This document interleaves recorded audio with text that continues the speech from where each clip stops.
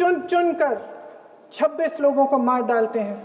शुभम की पत्नी घबराकर वहां से भागने की कोशिश करती है, अपनी जान बचाने के लिए जंगल की तरफ दौड़ती है। वहां पता चलता है कि तमाम लोग जंगल की तरफ दौड़े हैं और अपनी जान बचाने की कोशिश कर रहे हैं।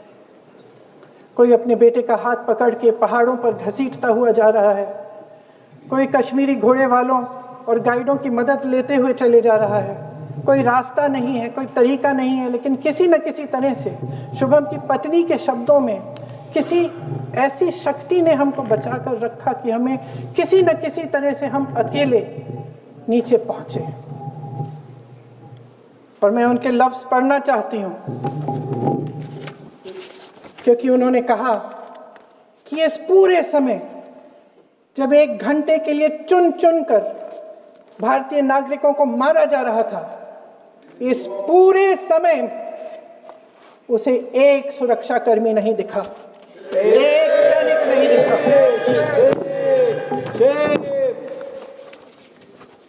शुभम की पत्नी ने कहा, कोट, मैंने अपनी दुनिया को खत्म होते हुए देखा।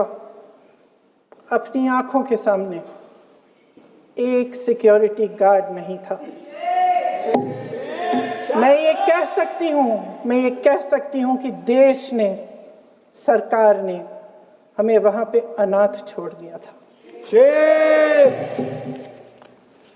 सिक्योरिटी क्यों नहीं थी वहां? वहां पे एक सैनिक क्यों नहीं दिखा?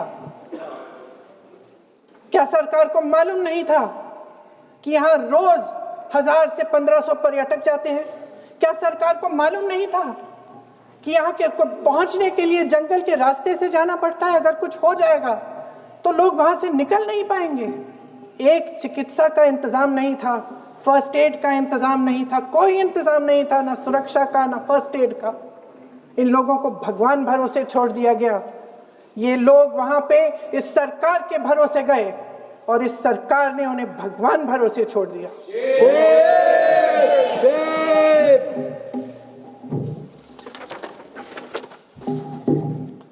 मैं पूछना चाहती हूं, ये किसकी जिम्मेदारी थी?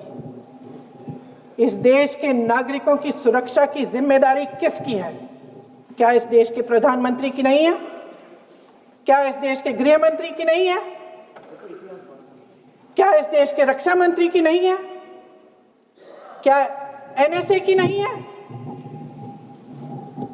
अध्यक्ष महोदय, पहलगाम हमले से सिर्फ 2 हफ्ते पहले हमारे गृह मंत्री महोदय जी कश्मीर गए थे।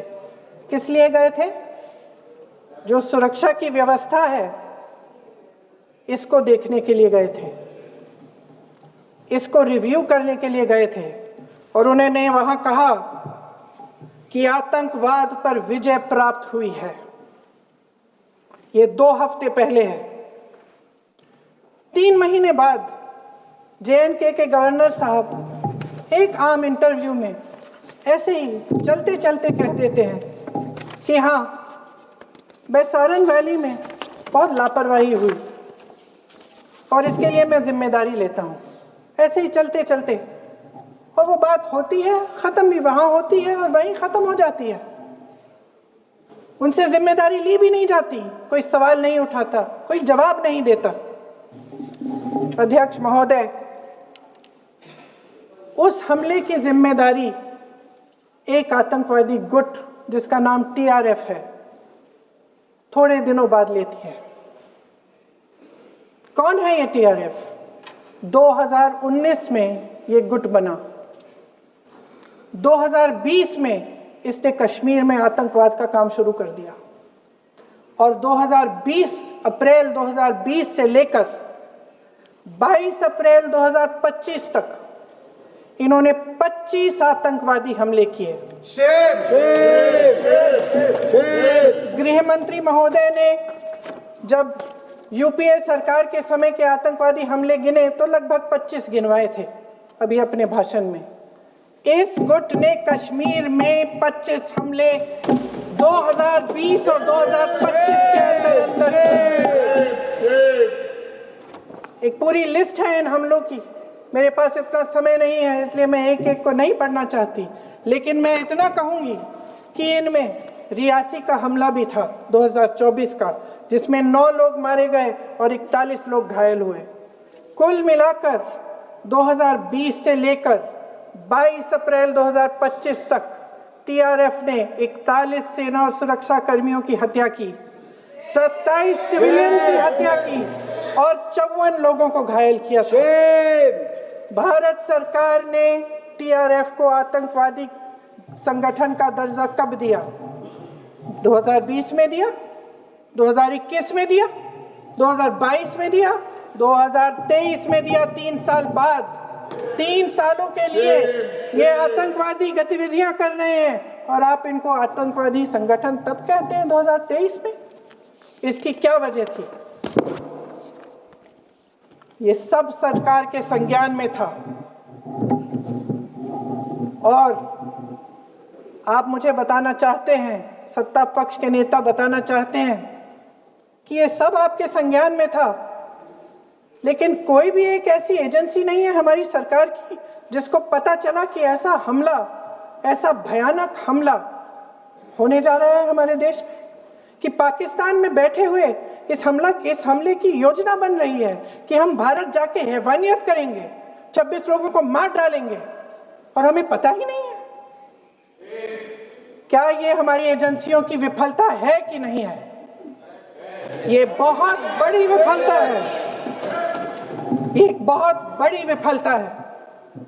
जानते थे कि ये गुट है, जानते थे कि 5 सालों से ये आतंकवादी हमले कर रहा है, अध्यापकों को मारा, आर्मी के बड़े बड़े अफसरों को मारा, आम जनता को मार डाला, पुलिस वालों को मार डाला, और आप इन पे निगरानी नहीं रख रहे थे। और ये जो एजेंसियां हैं, इनकी जिम्मेदारी कौन लेगा? क्या आईबी चीफ ने अपना इस्तीफा दिया? क्या किसी ने इस्तीफा दिया? गृह मंत्री जी के कार्य क्षेत्र में आता है इंटेलिजेंस ब्यूरो। क्या गृह मंत्री जी ने इस्तीफा दिया? इस्तीफा छोड़िए, जिम्मेदारी ली।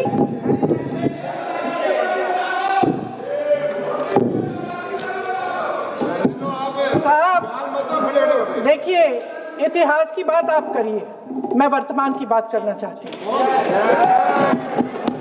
आपको तो एक बहाना चाहिए, आपको तो एक बहाना चाहिए। पूरे परिवार का नाम गिनवा देते हैं।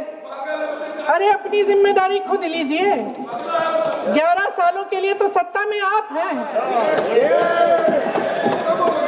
अभी नेहरू को छोड़